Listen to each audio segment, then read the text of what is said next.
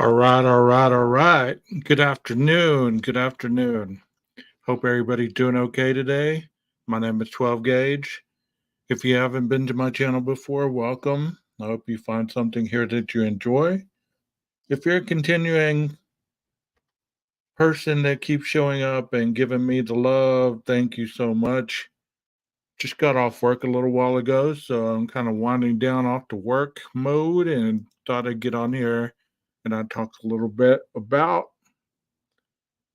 some true crime, some crime that really is not reported on daily anymore.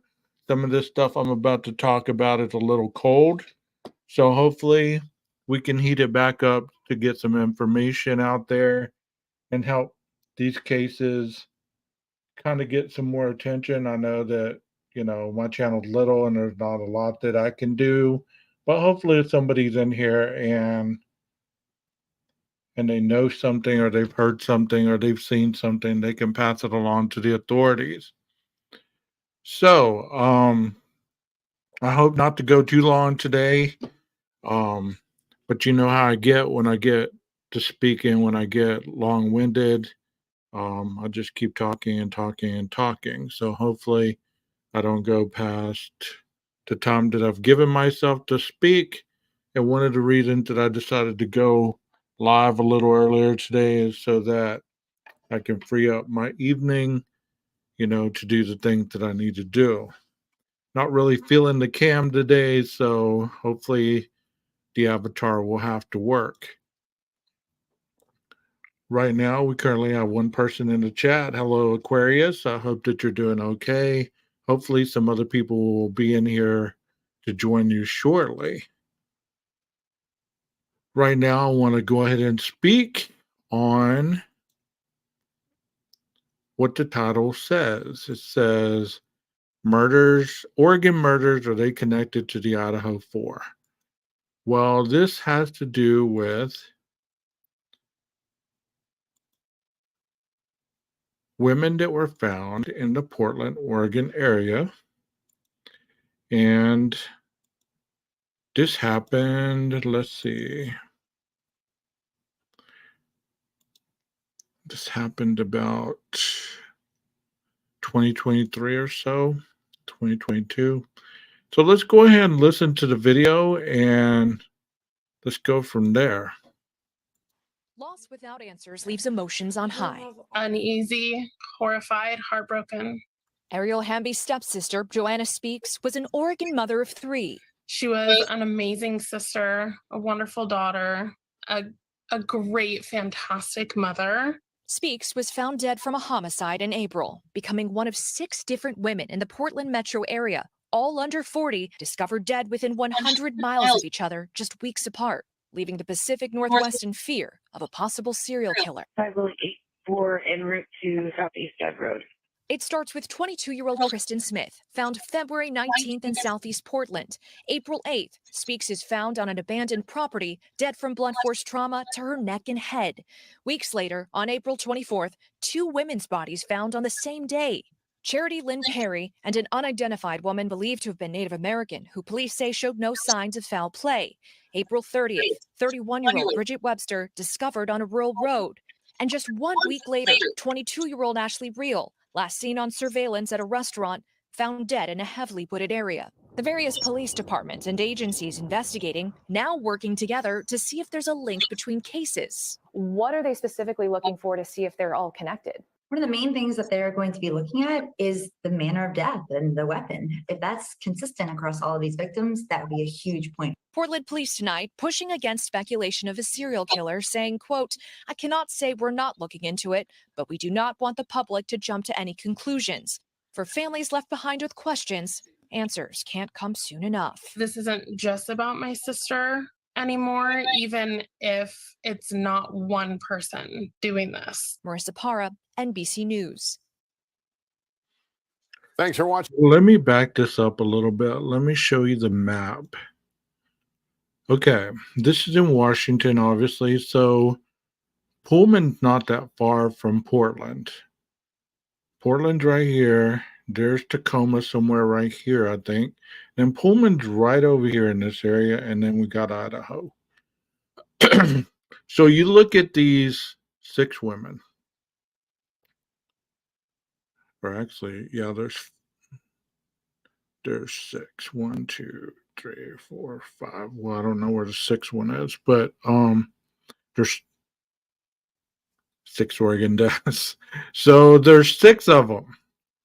So you look at their faces: Joanna Speaks, Charity Lynn Perry, Kristen Smith, Bridget Webster. So whenever it comes to any kind of murder or situation, just like it said in that newscast, it said that the police don't want to jump to speculation. They don't want to jump to instant conclusion to say that this was a serial killer doing this. And there's a reason they do that.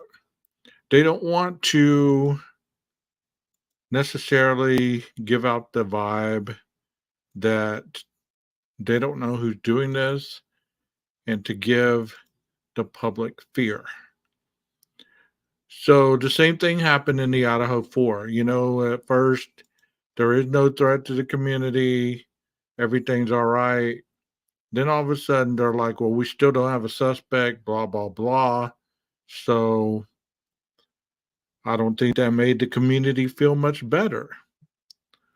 But here is the article on this. It says dozens of missing women, girls in Portland area raise a red flag, of a cold case expert says. Whether or not Portland and its surrounding communities have a serial killer, the sheer number of missing person cases in the area should be a cause for concern, according to a veteran cold case investigator. Police in a statement last week downplayed concerns of a serial killer after the bodies of 6 women were discovered in and around the city in a 5-month span. Roughly half of the 140 people missing from Multnomah County so far this year, which includes the city of Portland, are women and girls, according to the state's online database. There are currently 401 active missing persons cases statewide. However, Joseph Giacalone, a retired New York PD sergeant, now an adjunct professor at John Jay College of Criminal Justice, said the sheer numbers should be considered a public safety concern, even if no foul play is suspected. I would think so. 401 people missing, and you say it's no big deal? Come on, man. So there's their faces again. The number of open cases involving missing women and girls in the first half of this year is already well above the 46 at the end of 2022. So, according to the state's count, Portland police, who keep a separate record and are responsible for only a portion of the 466 square mile Multnomah County, and they're investigated a total of 489 missing person reports last year. Some of the disappearances may be linked to Portland's liberal policies on homelessness and open-air drug markets. You can't have these tent cities and these open-air drug markets which only breed this kind of behavior, he told Fox News Digital. It doesn't need to be a nefarious reason. It doesn't have to be a homicide. Okay, see, there we go again. And I'm not going to get on my soapbox here, but I'm going to tell you, here we go again with this. Okay, since there's open drug markets and there's tent cities, so therefore these ladies or these women that are now deceased, it's no big deal because they could have been drug addicts or they could have been homeless. Nothing to see here. They're just living their life. Nothing for us to really investigate. I think that's a load of crap, don't you? Let me know in the chat what you think. So I believe and think that just because a person's social status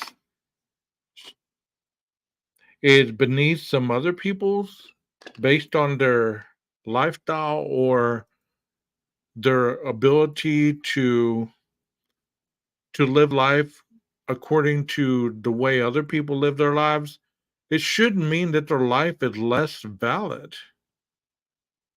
You know, it's like the prostitute who gets murdered by the serial killer. Well, she was a prostitute, so it's no big deal. But she's still somebody's family member. She's still somebody's sister, somebody's aunt, somebody's girlfriend, something, you know? So it's interesting to me how law enforcement at times discount the importance of this. Okay.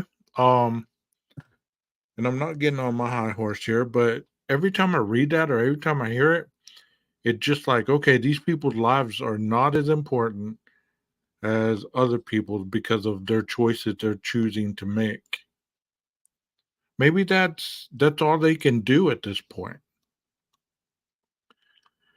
He said he suspects more bodies will be found, likely due to overdoses, possibly concealed after the fact by panicked fellow users who don't want to attract scrutiny.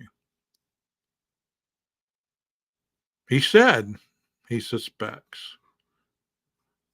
So that's just saying, okay, this is what I feel because I've been a police officer all this time. I suspect there'll be more bodies found. They'll probably be due to overdoses. No big deal here. People probably panic, killed them, and they don't want to attract the scrutiny, so it's no big deal. Come on, man, that's a load of crap. If you think that these are the only 6 bodies in that area, I think you'd be mistaken, he said. This needs to be a full investigation, including cadaver dogs and everything else. And I could be reading that out of context, but you know what? It doesn't sound like he's being too positive about it. Police found the remains of Kristen Smith, 22, on February 19th, Joanna Speaks, 32, on April 8th, Charity Perry, 24, and an unidentified woman on April 24th. Bridget Webster, 31, on April 30th, and Ashley Reel, 22, on May 7th. Of those bodies found, only one had been publicly declared a homicide by investigators so far. The death of Speaks, who was found dead of blunt head and neck injuries behind an abandoned barn 22 miles north of Portland. And at least one case had been linked to homeless encampments and open-air drug markets. Okay, so if the others were not drug addicts or homeless, then why not just say that? Why not just say, okay, nothing here, it wasn't nefarious, they died of, natural causes or their environments, or they OD'd. Sometimes what you don't say is more important than what you do say. Because sometimes what you say is a load of crap, and all it does is fuel speculation. And it's almost getting to the point where law enforcement it appears that they enjoy it. They enjoy creating speculation and drama. It's almost like a way to keep the investigations off track. It says Perry, who police found dead inside a culvert at the Ainsworth State Park, 35 miles east of the city, had a history of substance abuse and mental health problems. Surprise, surprise, mental health problems. Her mother, Diana Allen, told Fox News Digital. So if you have mental health problems, and we have a lot of these situations in our country that supposedly individuals that are shooting up places have mental health issues, what's wrong with our country in helping assist in these things? Perry's mother believed she had been living in a tent in neighboring Vancouver, but learned later that her daughter was last seen at an open-air fentanyl market in Portland, where she OD'd. Okay, finally, you said it. She OD'd. So that's one down. Nothing nefarious there. Perry was taken to the hospital and revived with a dose of Narcan, her mother told Fox News Digital. But she was released without any verification of her address. No one looked up her background, and the hospital did not reach out to her emergency contact, her mother, about the incident. I'd been trying to find her, but every time I went to the tent she was staying at, she wouldn't be there. At first, I didn't know she went to Portland until the detective informed me of this. They can't give me a day of death, but I'm pretty sure it was in April. Allen said she could not discuss specifics of the case due to the ongoing investigation, but she believes the evidence shows her daughter was taken to the location in the park in an attempt to conceal her remains. It seems like a lot of work for a drug overdose, she said, so I'm stuck on this fucked up ride I call the Ring of Fire.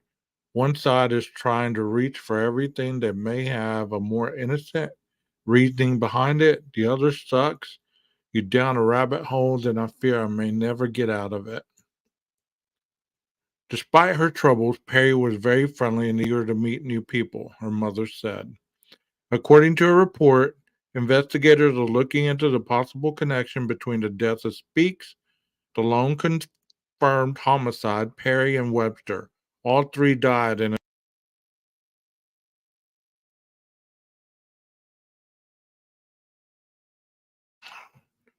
Could they have gotten some bad dope? Possibly. Possibly. Can y'all hear me? Can y'all hear me? Press 1 if you can hear me.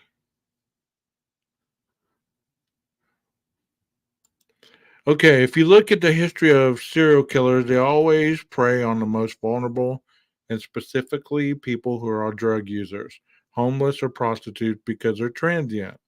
People aren't really looking for them after a certain period of time, and the group that these individuals hung around with, whether it's drug scene or the prostitution scene, are not really that friendly with the police.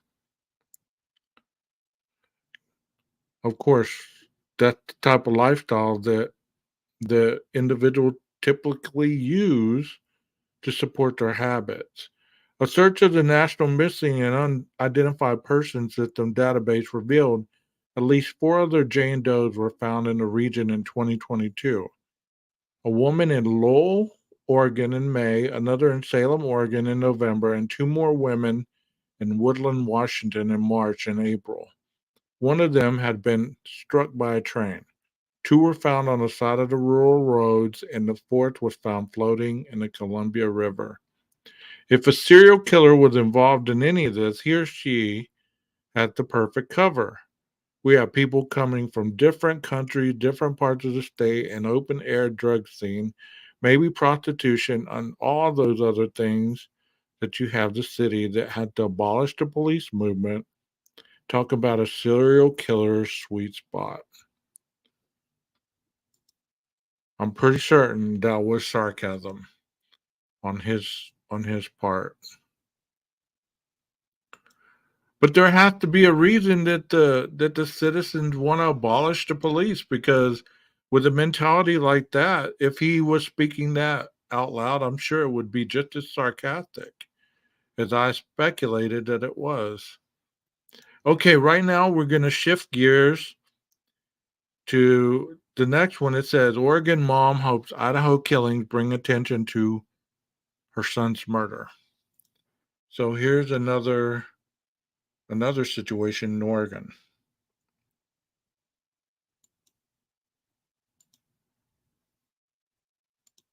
So let's listen to what this mother had to say about her son.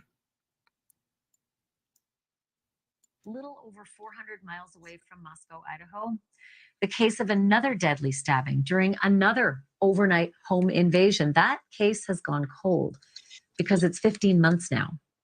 It happened 15 months since, like before the Moscow murders. It happened in Salem, Oregon. That's Travis Jutin on the left and his wife, Jamie Lynn, on the right. They were attacked by a knife-wielding intruder in the middle of the night while they slept. Travis died at the scene. Jamie Lynn was gravely wounded, but miraculously, she survived the attack. Early in the investigation in the Moscow students case, the cyber sleuths began to notice there were a whole lot of similarities with the Salem case. For instance, both of them happened in the middle of the night. Both of them happened on the 13th of the month. Both attackers used a knife. In both cases, there were survivors left unharmed in the home. And eerily, a pet dog was spared in both Idaho and in Oregon. The survivor who was left behind in the Jutons attack was a friend who was staying over to pet sit because Travis and Jamie Lynn were just about to head out on vacation the next day to Hawaii. And before the arrest of Brian Kohberger and the Idaho killings, the authorities had said they were ruling out a connection with the Oregon case. But since Kohberger's arrest and his alleged match with crime scene DNA, it's not entirely clear whether police have revisited any other unsolved cases in Salem or anywhere else for that matter. I'm joined now by Myra Juton. She is Travis Juton's mom. And Myra, may I just say I'm so sorry for your loss, and that we're speaking, under these circumstances, especially since it's been well over a year and they haven't found your son's killer. When you heard about what happened in Idaho, did you instinctively think there might be a connection? Do you now think there might be a connection still? Well, there's a lot of similarities. I have no proof there's a connection, but I'm hopeful that hopefully that this will reinvigorate this case and bring attention to my son's murder. And hopefully we will get some answers soon. It will be 1 year and 6 months this coming Friday on the 13th. So 18 months should have to go through any of what you've gone through, and certainly has been excruciating, I can only imagine. When you heard after 7 weeks that they were able to find a suspect in Idaho, did that at least reinvigorate your hope that you still could find your son's killer? Yes, it did. I was very happy and very relieved for those parents that law enforcement was put all their emphasis on trying to find that killer. And I'm hopeful that that same emphasis can be put on my son's killer, because as you said, it's going to be, a year and a half this Friday. And I'm hoping that we can find his killer as well. I'm assuming that you have fairly regular contact with the detectives on the case just to get an update. And I wonder if once Brian Kohberger's name became public, and it's only been a week and a half, did they revisit this with you to say that they want to maybe get access to the DNA and see if there might be a possibility that these are connected? No, I have not heard from them. My attorney is in contact with them, but I have not heard from the detectives in this case. So you put out a $50,000 reward. How did that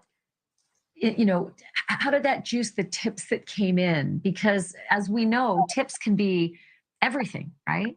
It can be, and I'm putting the information up on the screen for anybody who's watching right now. Because tips are so important, the detective who's working on this case has an email and a phone number for anybody who's watching and wants to send tips in on this case. But how did the tips come in after the reward, and how have the tips been since the reward expired? So all the tips go to Marion County. They go into the tip line or to the detective. And we have had no update from Marion County what kind of tips have come in.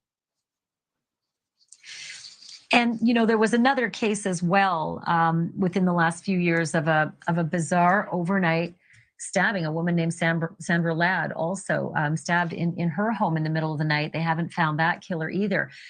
Do you think that this case might reinvigorate both of your cases, that there might be some thought that there's a serial killer?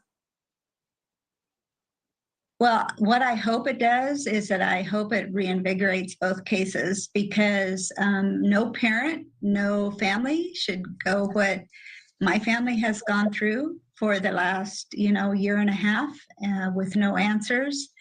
And I'm hoping that, my son will get that same kind of attention that the Idaho murders have gotten, and help to kind of solve this case. And the same thing with the other case.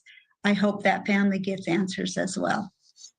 Well, in an effort to help that along, let's also put up the email for the detective in this case. I actually communicated with her today, and she said it would be great to have her email. It's right on the bottom there, jvanhorn@co.marion.or.us for anyone who might have tips in this. You have now, Myra, gone through 2 birthdays of your son without your son, 2 Christmases without your son. And I'm sure you sought advice from anyone who could give you advice in the unimaginable new reality. But it doesn't get easier. No, it doesn't get easier. It gets harder. And my son was this amazing young man. And it's very hard not to have any answers. And I just wish somebody could come forward just to give that extra piece to the puzzle that we need. My son was smart, kind, gentle, patient, just an amazing young man. He would have given you the shirt off your back. And I don't understand why someone would have done this to him. And I can't even start grieving until I have an answer. So it's very difficult for my family. We have a lot of family in Oregon. As you probably know, I have 9 brothers and sisters, and Travis has lots of aunts and uncles and cousins in Oregon. And we're all grieving and we want answers. He was an amazing, amazing young man. Was the pet sitter in the house who was spared from this horrendous crime able to give any details at all? Because in the Idaho case, the eyewitness actually saw a perpetrator in the house. I don't know. I mean, that's something that Marion County would have to tell you. I don't have that information. It's, that was something that would have to come from Marion County. And did Jamie Lynn have any memories of the attack that nearly killed her as well? You would have to ask Jamie Lynn. Do you have any advice for the families of the Idaho victims? Because they're starting on a journey that you have now been in for 1.5 years. Well, it's kind of hard because they at least know who their killer is. And so, they can start now the grieving process. For me and my husband and my other son and the rest of our family, we can't grieve yet because we don't know who the killer is and why they did this to our beautiful young son. We just don't understand that. And so I am super relieved for those families in Idaho. I'm happy that they are getting the answers they need to get because no family should have to ever bury their son, ever, or daughter. Myra, is there something you'd like us all to know about Travis? Something special, a great memory about your son? My son was he was just a great kid. I just can't tell you. I mean, I shouldn't call him a kid because he was a young man, but he was just so sweet and kind, and he would have given you the shirt off his back. And he just, you've seen the pictures. He had this smile in his eyes that just lit up the room. And we all call him our shining light because there's a star up there for him, and he is shining down from heaven. So he's just a great kid. You can call him a kid as long as you want, because I have 2 boys and they will never be men to me. They will always be a kid. I'm going to just mention that address again for the detective on this case. It's J. Van Horn. It does not have an E on it. J. Van Horn at co.marion.or.us if anyone's watching and they might have some information about this horrendous crime and maybe can send in a tip. Myra, I'm thinking of you and I send you as much strength as I possibly can through the airwaves, and I appreciate you talking to me tonight, and the best of luck in getting resolution in your case. Thank you. That is so tragic. That is so tragic. And I believe that it's hard for people with emotions, which we should all have them. But how can you get on here and talk about people's loved ones that have been lost to tragedy and not have any kind of feeling of connection to that. Like that lady just tore my heart out just now. Not that any other cases that I've covered haven't done the same thing, but as a as a commentator, creator, whatever the heck you want to call me, um, I don't know how you could get on here and not have any kind of attachment to the family who's sitting there still hurting, obviously, because their loved one is gone without any kind of understanding why, who, what. Do y'all agree? You guys in the chat, do y'all agree with what I'm saying? I mean, I can't imagine. I can't imagine. And even though this case is still open, you don't hear about it. Not anymore. And the only reason that it was brought into the attention of this, it was brought into the attention because they were trying to connect it into the IDAHO4. They wanted to kind of connect it so they could possibly spin off the possibility maybe it was the same killer because there were the same similarities. That's how simple some people's perception of crime is. What was it, 3 a.m.? It was a stabbing that left somebody awake, or they left somebody alive, and they left an animal. So therefore, it meets the same criteria as the Idaho 4. Let's do a broadcast on it.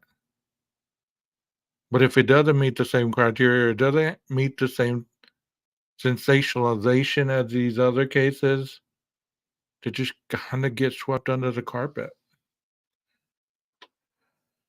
This mother did an update, and I'm gonna play this one for you. I haven't viewed this one, so if it's kind of the same, I'll cut it off. But if it's not, let's see if she has anything different to say on this one.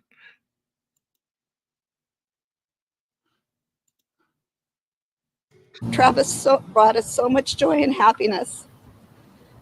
I never understood what a broken heart felt like until that morning of August 13th, 2021. Travis Jutton was just 26 years old when he was stabbed to death inside a home in rural Marion County. It happened on Northeast Hazel Green Road and Howe Prairie Road in the early morning hours of August 13th, 2021. The investigation is ongoing, but as of now, the family is asking anyone with information to come forward. Travis's mother, brother, and other family members spoke this morning in front of the Marion County Courthouse in Salem. Nothing justifies this horrific crime and what was done to Travis. Since he's been gone, our life's been destroyed. Information on the murder should go to the Marion County Sheriff's Office. The family has put together a website, justicefortravis.com, in order to bring more awareness to the case. The family is now offering a $50,000 reward because they think someone knows something. By offering this reward, we are begging someone to come forward with anything you may have heard of or saw, even if you think it's insignificant. It might be the last piece of the puzzle that law enforcement is looking for. Since the investigation is ongoing, there's no additional details being released about Travis's murder. But every day, the family holds out hope that someone will come forward. Be a hero not only for Travis, but for his brother Tyler and all of his cousins, aunts, and uncles who live in the area that are afraid to sleep in the dark until this monster or monsters are brought to justice. And again, anyone with any information on Travis's murder should contact the Marion County Sheriff's Office. I'll have details on the detective's contact info on our website, kgw.com. Ashley? Travis brought us so much joy. Nothing new, really. Just a lot more emotions, I guess.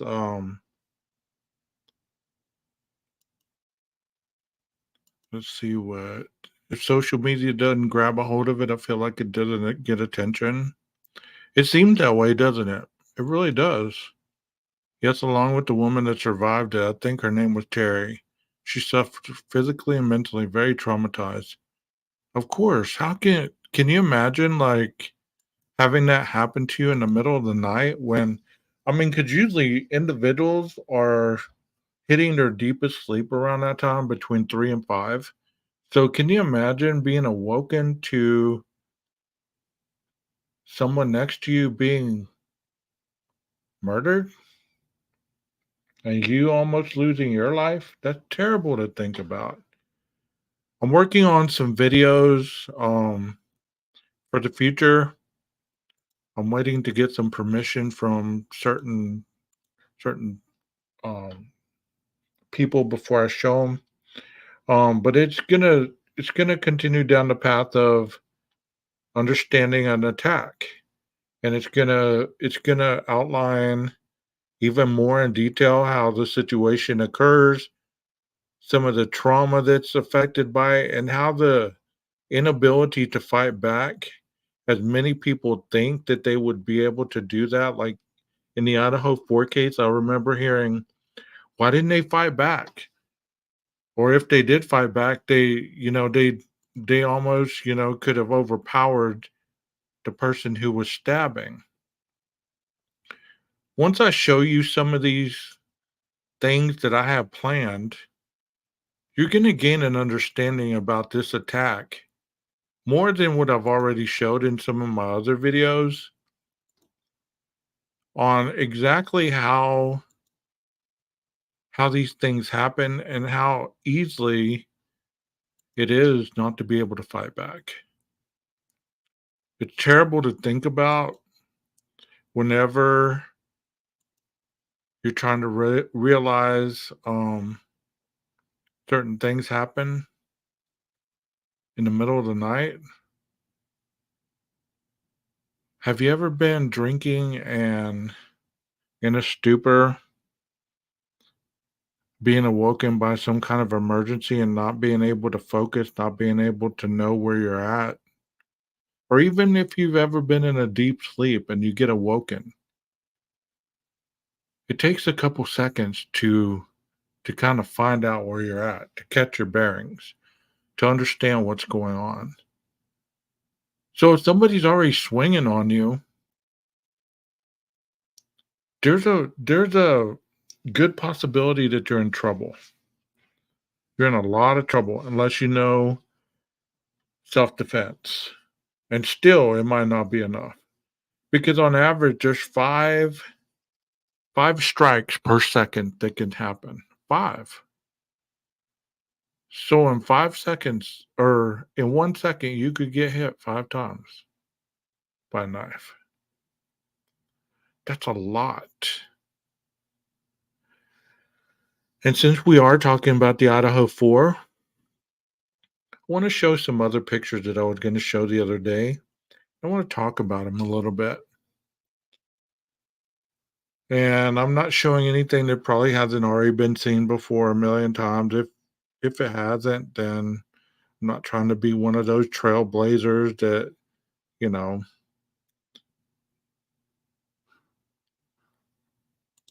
look at me, look at me.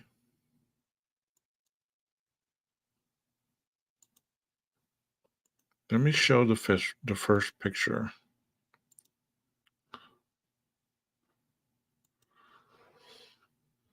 Let me know if y'all can see that pretty clearly. This is a cupboard, I guess, or not the cupboard. This is a wall. Because this looks like a comforter right here, and this looks like a wall. And as I was watching this I was taking it off a video.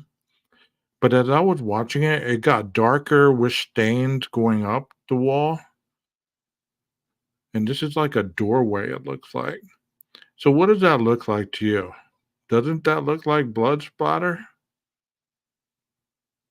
Or could it be fingerprinting stuff? What do you think it looks like? Tell me in the chat. What do y'all think it looks like? You're watching, right? Tell me what it looks like.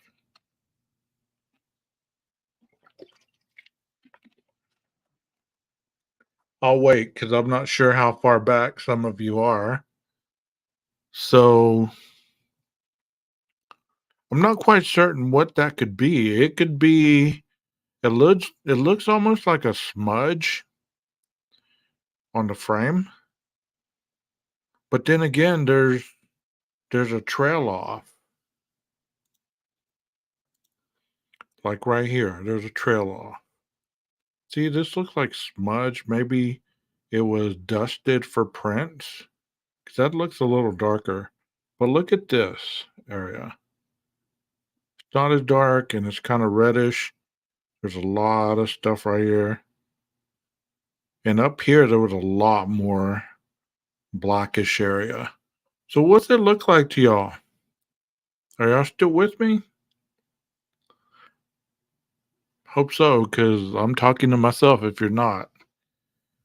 Or in the future, if y'all watch this on replay, let me know what you see.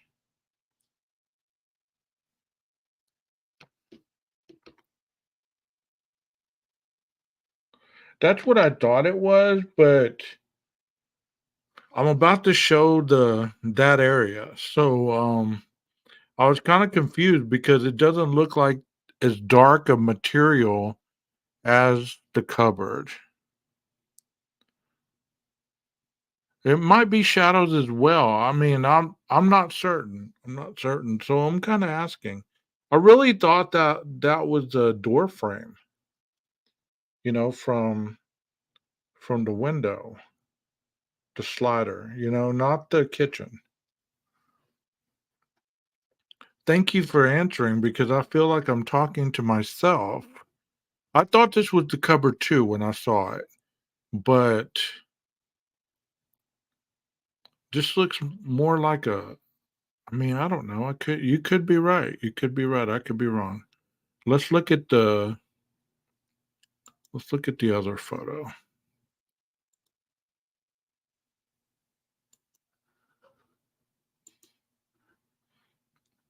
See, here's the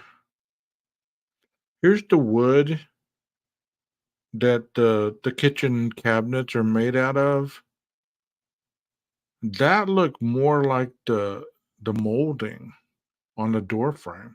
Like the door frame, and then there was the door. You get what I'm saying? Because I mean, it could be. I mean, I could be wrong. I don't want to. I don't want to be a know-it-all, but I could be wrong. Oh, okay.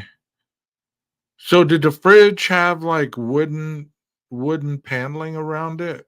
Was it one of those fancy fridges, or was it just a cupboard around the fridge?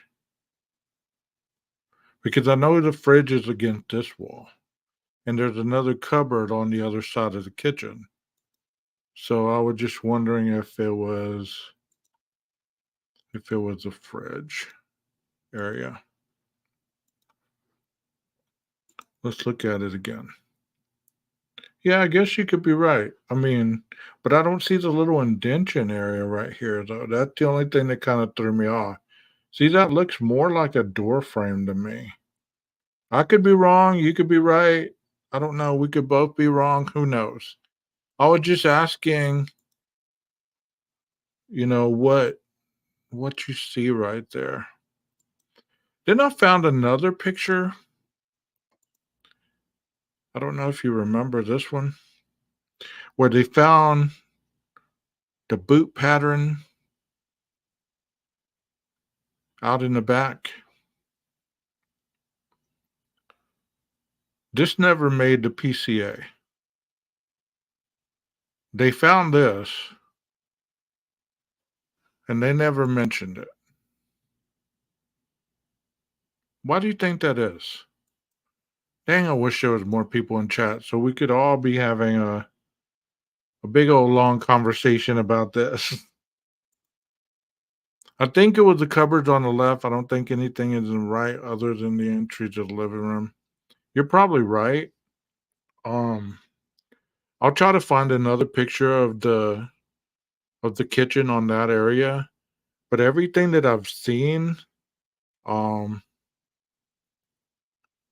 everything that I've seen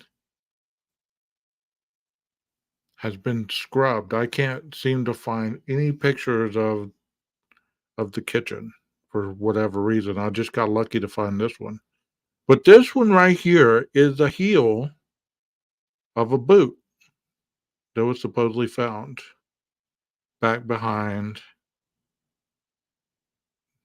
by the trees. This was very early on when they found this. So if you look at it, look at that. It's a boot. I'm not good with sizes, so I can't tell you. It looks more like I would say maybe a 12, 11 and a half, 12. I could be wrong, but it looks like a big foot, regardless. Especially this angle right here. It looks huge. So, what do y'all think? Y'all haven't seen this one before? This was taken right at the very beginning whenever they were taking a lot of pictures around the house and they were about to cordon it off. So these little tags are numbered. So this is the third piece of evidence because they go from 1, 2, 3, 4, 5, 6. Usually that's how they do them. They don't just grab a number and put it on stuff because you want to keep it chronological. So this would be the third piece of evidence that they found outside. Look at that print. It does look like a boot print. These are little ridges, the indentions right here. See the indentions right here? Right here.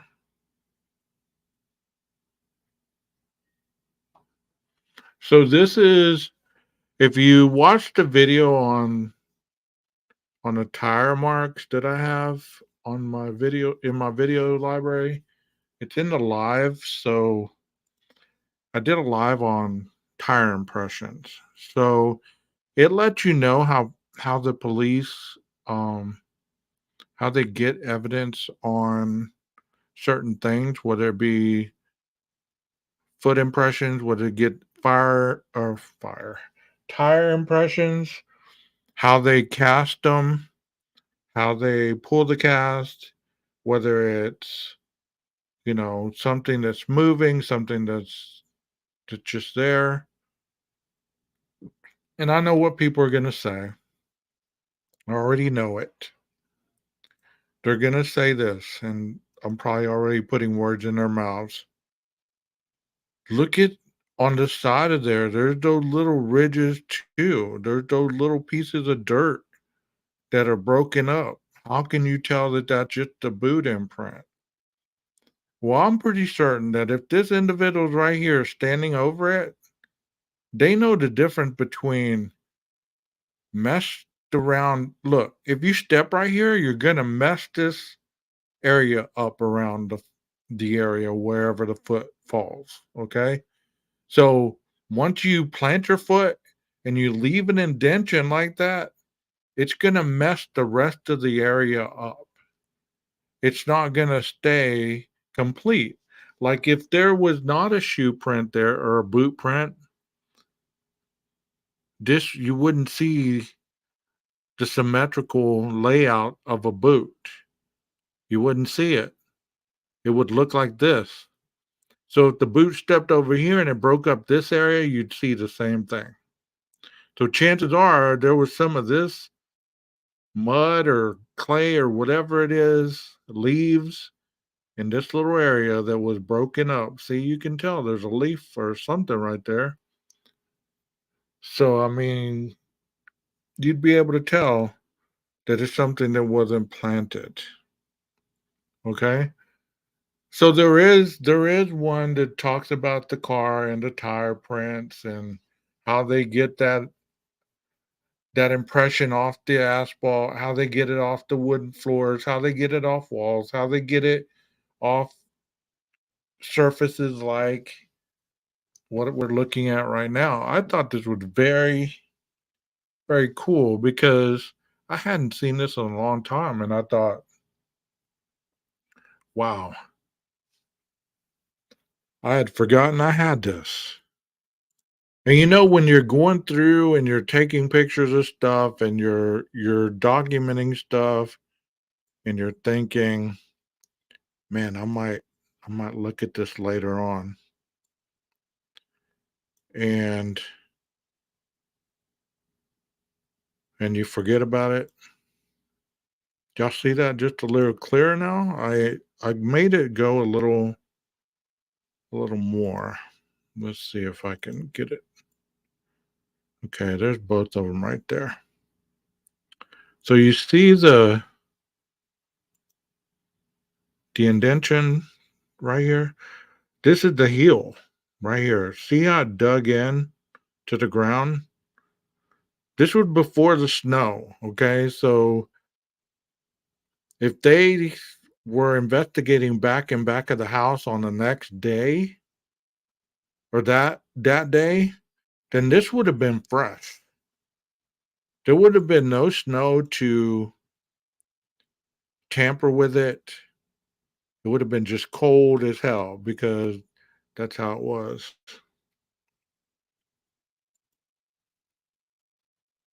Yeah, can you kind of see it a little more now that I've kind of made it a little bigger? See that area right there? You can kind of see it. You can see this one, but it's not as clear as this one is. See, there's a ridge, there's the outside ridges. And this is how they can tell on tires as well, because they document the ridges. Like they could make a cast of this and they could tell you how big it is, what kind of boot pattern this is, what kind of wear and tear the boot has.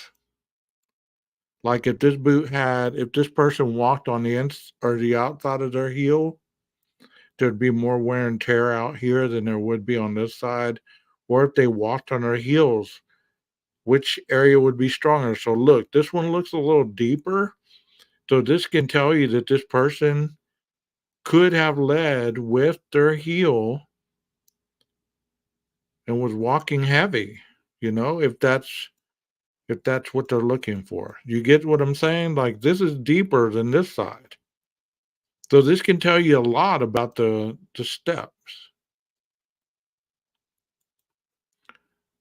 I know people are going to want to debunk this and they're going to want to theorize that there's no way this could be a boot heel and this could be something or this or that and the other. But you know what? You got to remember all those people that are quick to debunk things, they never have any evidence.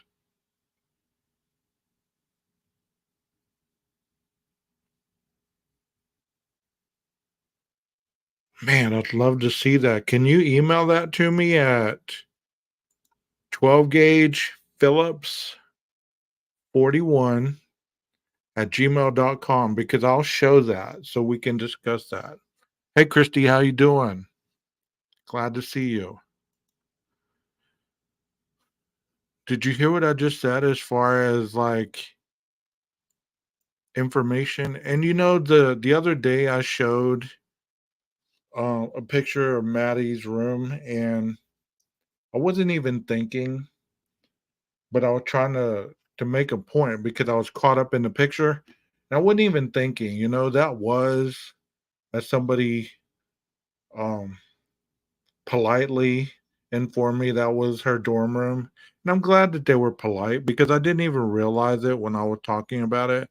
So that made sense that the Ashland couch initials would be on the wall because that was her dorm room. But I'm going to take this off here in a second, but I want y'all to see the point that I'm trying to make. This little area right here, the heel part, it's deeper right here. So maybe the individual slipped a little bit because this isn't dug in that you can see. It's kind of, but look how deep this is as it looks in the photo. And it looks a lot deeper right here. So this boot print was not in the PCA. It was not even mentioned. And then they're going to say, well, it's probably a cop's boot. It's probably that cop boot. He took a picture of his own boot heel and boot. Come on. That's why you quarantine the area off with tape. I'm pretty sure most of the people that were on this crime scene were in the house more than they were around the outside. You get what I'm saying? I'm sure they were more fixated on the inside of the house than they were out here. So I'm pretty sure this is legit. Let me show you. I think that's all the pictures I have right here because I showed this one already. So this would be the area where the boot print was found, back behind this tree. It's like a little cutoff right here. It was found back here. So before the snow, the night of the murder, they said they left everything on when they found it the next day after the murder. So these were on. So that, I mean, it was lit up pretty good.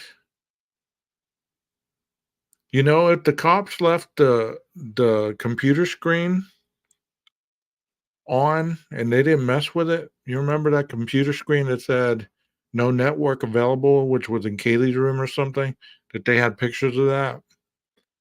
Think about that. If they didn't mess with that, why would they turn these lights on? They have their own lights. So these lights were obviously on. So if that camera that I was talking about the other day across the street was able to capture Kaylee and her dog out here in the back of the house, could that camera have possibly seen the perpetrator? Could it have seen a person walking into the backyard or even leaving and getting in their vehicle? Could it have seen what the individual was wearing? And once they rounded the front of the house, could they have seen all that?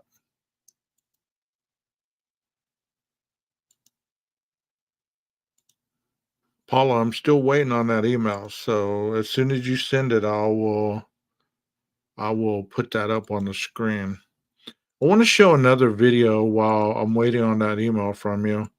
Let me go ahead and show another video. This one is 3 years ago, but I wanted to show it because it talks about a 19-year-old arrested for stabbing 2 women he followed home in Largo. I've never seen it, so I don't know what information it has or whatever, but the title kind of got me hooked. So let's see if we can draw out any comparison to anything that we're talking about right now as far as the Idaho 4. But first tonight, we want to get right to some new details surrounding a double homicide in Largo. Police say 2 women were followed to a home on 8th Avenue Northwest and stabbed to death. And now a 19-year-old is behind bars. ABC Action News reporter Mary O'Connell spent the afternoon talking to neighbors and gathering these disturbing new details in this case. She joins us live with the latest from police. Mary? Well, I spoke to a handful of neighbors who say they've lived here in Largo their whole lives, and hearing that 2 women in their neighborhood had been stabbed to death, they say that's just the unthinkable. Largo police say the suspect, Sage Curry, followed the women home after seeing them out in public. According to police, they don't think the women and the suspect knew each other. Police say Curry got in through a bedroom window and attacked a woman with a knife while she was sleeping. Police say that alerted a second woman who tried to help and hurt the suspect. Police say the second woman was stabbed to death while trying to protect that first woman. The 19-year-old suspect made a first court appearance today and will be continued to be held without bond. According to an affidavit, Curry stabbed a victim multiple times with, quote, the sharpest kitchen knife he could find in the home. That affidavit also reveals Curry rolled a victim off the couch to make what happened look like an accident before he left. Now, Curry asked a neighbor for help with the injuries that he had sustained from the attack with the second woman. Police also say while this appeared to be a random attack, they say that could change as their investigation continues on.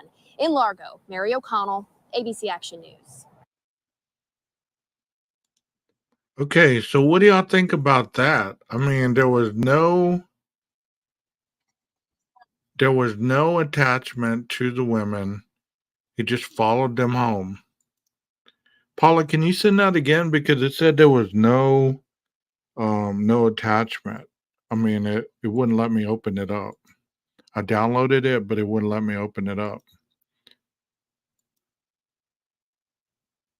That is something that I thought was very strange, but also interesting to say the least. I'm going to show y'all something here. It's going to be a precursor of what I'm working on, so you are going to be the first one to see it. All four of you are going to be the first one to see this. So if people don't come in to watch other things other than IDAHO4, I don't know what to tell them. They're missing out. This is going to tell you about the K-bar knife, okay? And I've done videos on this as well. I've done this in the past. There's a lot of videos on my page. If you go to my page, you're going to find a whole bunch. Most of them are under the lives. So if you guys want to go over there and check that out, that'd be awesome. They're mostly over there. But I want to show you something. I want to show you this guy demonstrates what a K-bar knife can possibly do, okay? Obviously, he's not using human flesh. He's using some kind of loin steak or whatever. But it still gives you an understanding of what this knife can do.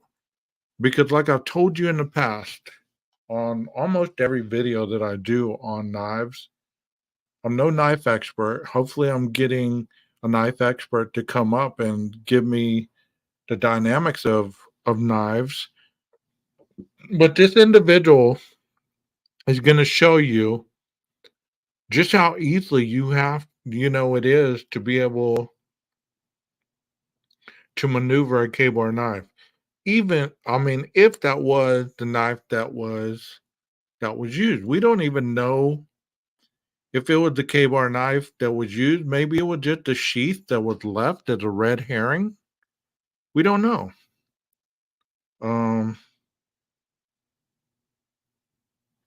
So let me start the video. Okay. Here we go. We're going to pull this thing down off the tree and just kind of see what that looks like. But hold on a second. Let me back it up a little bit. Put it in metal to meat. This is rip stop, things like that. So stay tuned if that sounds good. The Mark II K-bar USMC fighting knife. Let's get to it, guys. And as always, like and subscribe if you enjoy our content. Welcome for our adventure today. And let's get to it, all right? Alrighty, guys, so we're going to switch this up to a reverse grip, and this is just going to be a really fast slash and stab. We got a pork loin in here. I meant it when I said put it in metal to meat. This is actual ripstop BDUs from an old set of BDUs that I had, and we're just going to see what she does. Pork loin's right there. It's got a thick plastic lining on it, so let's see what she does here. No idea what this is going to look like.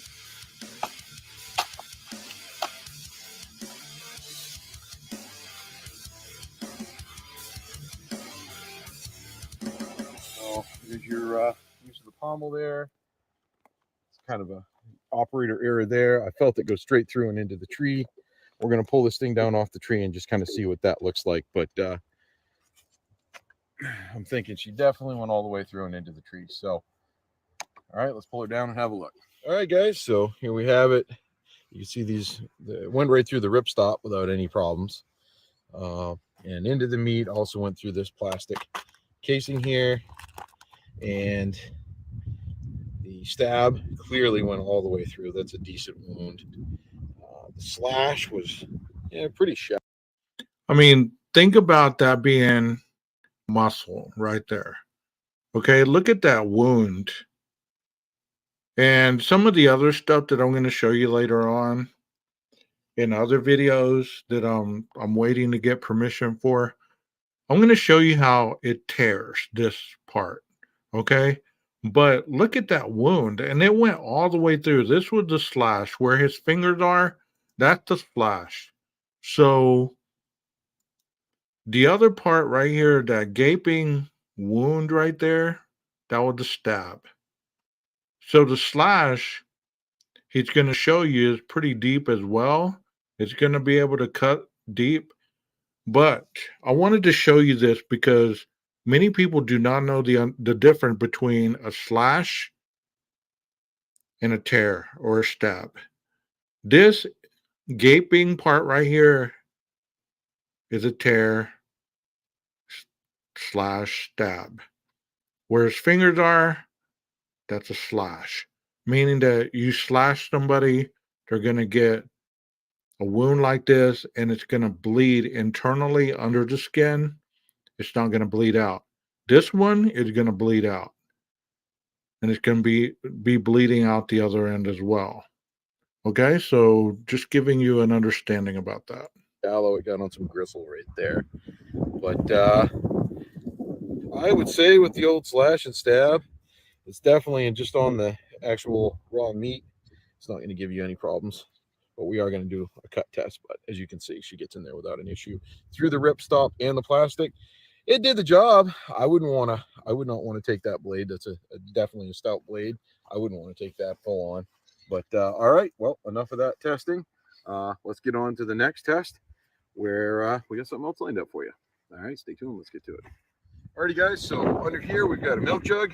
I've got a pork loin on top of the milk jug, and then I've just got these ripstop BDUs just kind of thrown over everything. So what I want to do is I want to just see, giving some light pressure and coming down. This even feels aggressive. Seeing what kind of a stab this does.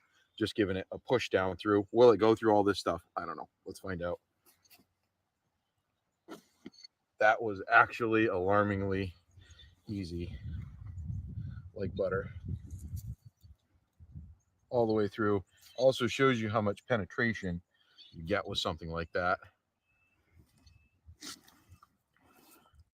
So stopping it right there, look at the width, look at the length of that knife. Look how long that thing is. Do you see how easy that went through that and that? And granted, these aren't solid objects, but neither are we. We're not solid. So you hit muscle and then you go through this. Let's say this was a lung, it would have went right through.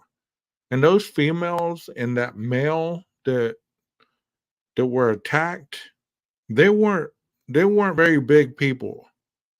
So if the perpetrator used this type of knife, it doesn't look like you would need a lot of pressure to be going through somebody fairly quickly. And I'm not trying to be callous here, but you would need a lot of pressure. You'd be tearing it out as quickly as you put it in. And I'm just showing this to give you a perception of basically how a knife attack, and this is a still thing, okay? This isn't fighting. So can you imagine if somebody was fighting and you were trying to get to them, there would be 7 inches between you because that's how long that knife is. So there'd be a distance between you. Plus, you wouldn't need a lot of strength to be able to penetrate a human body. Look at that. So this is definitely a formidable tool. I mean, these are legit ripstop BDUs, and I cannot believe how easy that went right through, probably even right in through the pocket. Yeah, she's gonna do whatever you need her to do. Alrighty, guys, top grain buffalo hide leather. Let's see if she'll go right through this leather and down in through the pork loin that's inside. Obviously, I'm going to do a kind of a reverse hammer kind of stab. And not even a problem with that. All the way through. And rubber, everything. I'm wondering, just with a stab, not even an issue. Right into the stump underneath. So let's take a look at the loin here. Given the fact that in previous times, this. And you know how he was taking that out, like when he was pulling that knife out of that shoe? It would not be as difficult unless it struck bone to take that knife out. So you wouldn't have to worry about cutting yourself. Now, he would have had to worry about it because it stuck into the stump. So he could have misguided his hand and got his thumb, got the inside of web area of his thumb. Could have been very messy. This kind of stuff was used as armor. I was kind of wondering what it would do as far as stopping this. Not a whole lot. There's your 2 stabs right there. That is nasty. Whatever was in there would not be happy. Now, I can tell you, obviously, self-defense is something you never want to have to use a knife for. Look at that slice.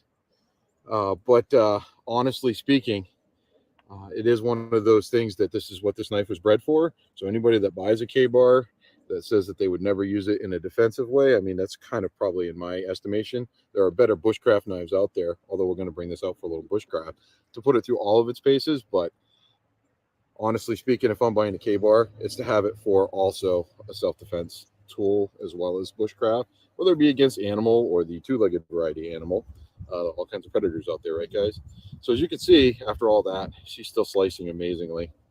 And let me see, we've got some oranges here. We'll see how these do. Let's see what that looks like. I'm actually really impressed with this Crovan steel and how well this is slicing.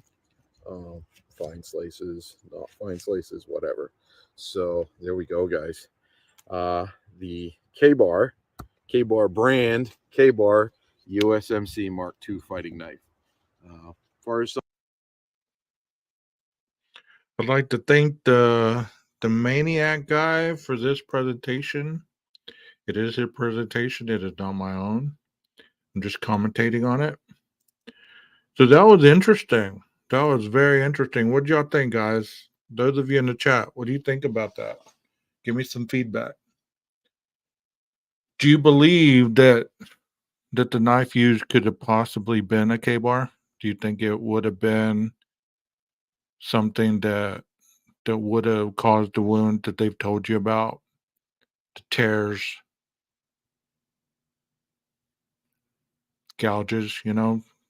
They really said, the coroner said, you know, splashes, but those were the kill shots usually. So what do you think? There's 4 of y'all in here. What do y'all think? You think possibly that could have been a knife?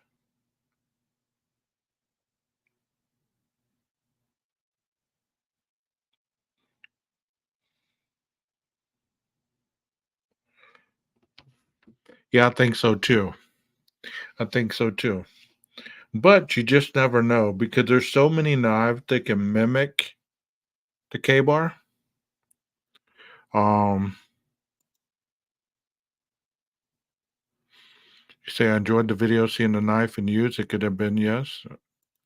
Yeah, I could say that it could be the K-bar because it's definitely durable enough to do a lot of damage. And the way that I'm going to show you some other things later on. I hope they give me permission, and I might have a knife expert on here too. That is the thing with a knife. One person with a knife, but the wound can still be different. Of course. Of course. And I'm pretty certain, let me show what you sent me here. I'm pretty certain I'm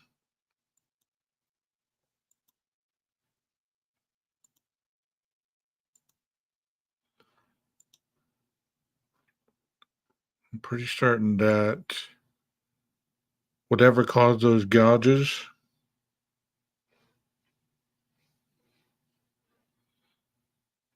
I've heard in other circles that it could also possibly be a hooked instrument, like a hook knife, that caused the tears in the.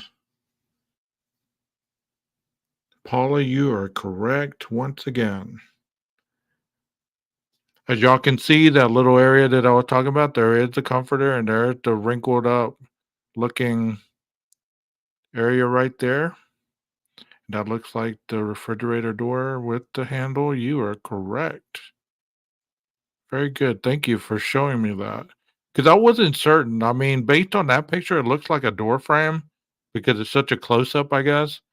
But I remember seeing this. I just didn't know that that was that picture. You're right. You're right on point there. And I guess they gathered all these plates and stuff and these boxes. They gathered all this stuff and put them right here on this table. I don't really just see them leaving all these random things all on this table. Do y'all see that? I mean, would you think that college kids would do that? Would you think that they just leave all their dishes on a table rather than put them in the sink? I don't see that, but I mean, it could be. You just never know. Um, like I said, really quickly, do any of y'all want to come on panel and discuss anything that I've showed tonight? Give your feedback verbally. You don't have to show your face. You can just give your voice and let me know what your thoughts are. Any of the missing people, the Portland, Oregon murders, or anything. Any of y'all want to come up? I'm gonna put the link down here. Feel free to do so, and I'll keep talking. See if any of y'all come up. Because it is an interactive show for now, because I don't have enough people in chat to really carry a long chat going. I did have regulars, but I don't know where they went, whether they got bored of it, whether they got tired of it or whatnot. But I appreciate y'all that come in here and participate in the chat. It is a lot more festive in here with you have chatters. But getting back to that picture, that plant that's on the windowsill right here, that looks like the same plant. And I could be wrong. I've seen that plant 2 other places. It could just be a replica of the same plant in 3 locations. Okay? That plant right there, I've seen in Maddie's room, and I've seen it on the sink area toppled over. So, am I wrong on that one as well? Is my brain playing tricks on me? What do y'all think? Is it the same plant, just different location? What do y'all think? What do you think, Paula? You think it's the same plant, different location?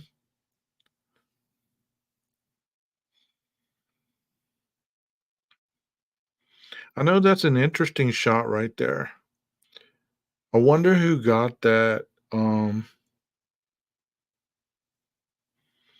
Wonder who got that photograph. Yeah, I've seen that plant by the sink. I thought that was the one that was spilled over. Wonder if they took it out of this windowsill. I mean, they could have gathered all this stuff because they started dusting for prints, started swabbing for DNA, all this stuff. I mean, that could explain why this stuff's on the table. So you got one centralized location to be doing all that stuff, you know? Yeah. That's what I was just thinking as you were showing that, it could be very well they were centralizing everything to get the evidence. I've never been in a crime scene, so I don't know. I don't know how they do it, what they do, and what their protocol is.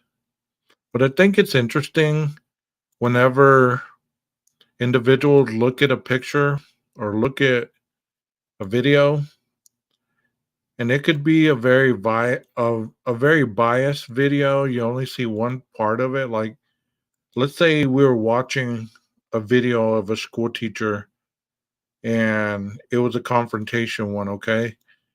And all we see is a teacher pushing the student. After all the confrontation, you don't see the student pushing the teacher 3 or 4 times or even hitting the teacher. All they show you is the part of the video where the teacher pushes the kid back. So you just see that portion of the video. Instantly, your bias is going to tell you that teacher needs to be fired. They put their hands on a student. That's a no-no. Is that not true? So the same thing happens when we're looking at photos and videos of crime scenes, of situations. You know, a lot of times they can be showing us just certain parts that they want us to see so we can have a bias toward the outcome of what we think it is.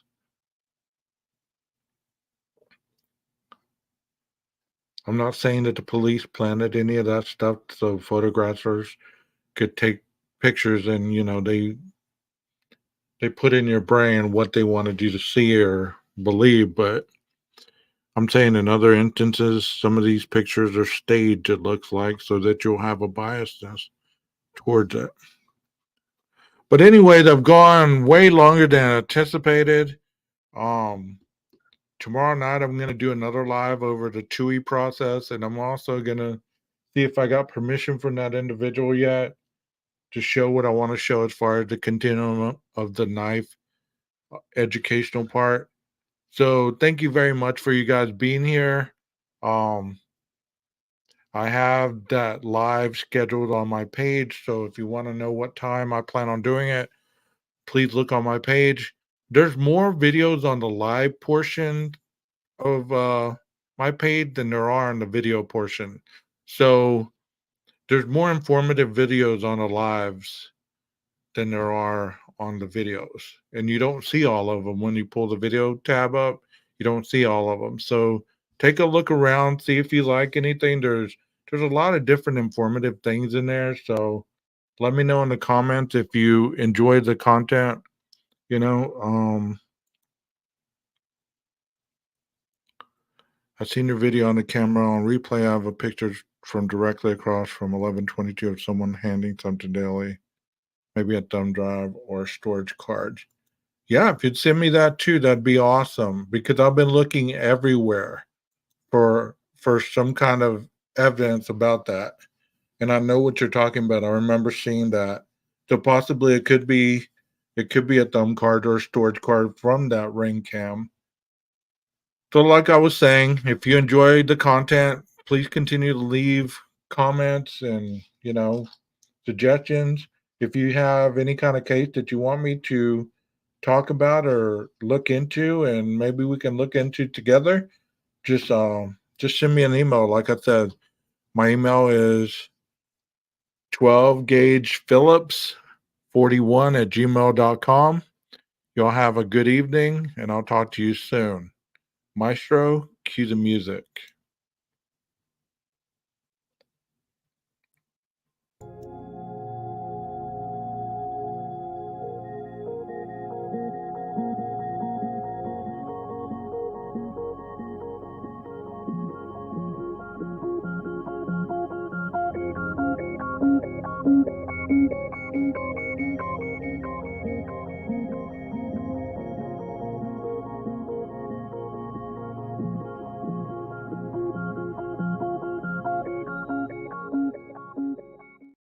All right, that sounds good.